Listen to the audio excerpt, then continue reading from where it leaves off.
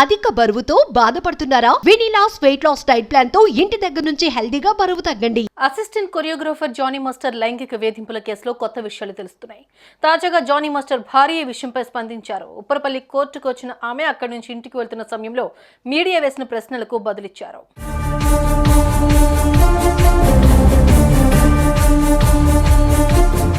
Johnny మాస్టర్ను Upparapalli కోర్టులో ప్రవేశపెట్టగా 14 రోజుల remand విధించారు. ఈ 14 రోజులు జానీ మాస్టర్ను విచారించనున్నారు పోలీసులు.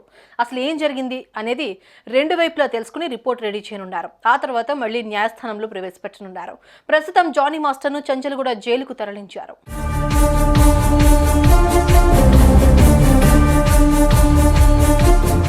జానీ మాస్టర్ కు రిమాండ్ విధించడంతో ఆయన భార్య సుమలత అలియాస్ ఆయుష స్పందించారు. ఇదంతా ఫేక్ అని కావాలనే టార్గెట్ చేస్తున్నారన్నారు. ఎదగడం ఇష్టం లేక పెద్దవాళ్లే సదరు అమ్మాయితో ఇలాంటి పని చేయించారని చెప్పారు.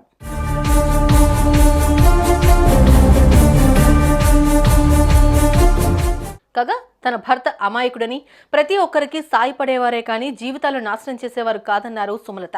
అసిస్టెంట్ కొరియోగ్రాఫర్గా ఛాన్స్ ఇస్తే ఇప్పుడు తల పట్టుకునేలా చేసిందన్నారు. విచారణ పూర్తయిన తర్వాత తన భర్తకు ఎలాంటి పాపం తెలియదనేది ప్రూవ్ అవుతుందని అన్నారు.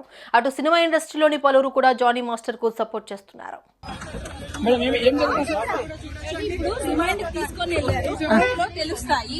నేను అదే చెప్తున్నాను.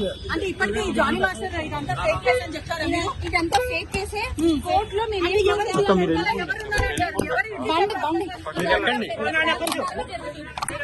ఇప్పటి వరకు ఒకవైపు వర్షన్ మాత్రమే తెలిసింది. ఇప్పుడు మాస్టర్ వర్షన్ కూడా తెలియనుంది. ఇందులో ఎవరి ప్రమేయం ఎంత ఉంది, వీరిద్దరి పరిచయం ఎలా ఇక్కడి వరకు దారితీసింది, ఈ విషయాలన్నీ ఇరువైపులా వారిని అడిగితేనే తెలుస్తాయి. చూడాలి మరి పోలీసులకు జానీ మాస్టర్ ఎలాంటి వివరణ ఇస్తారో.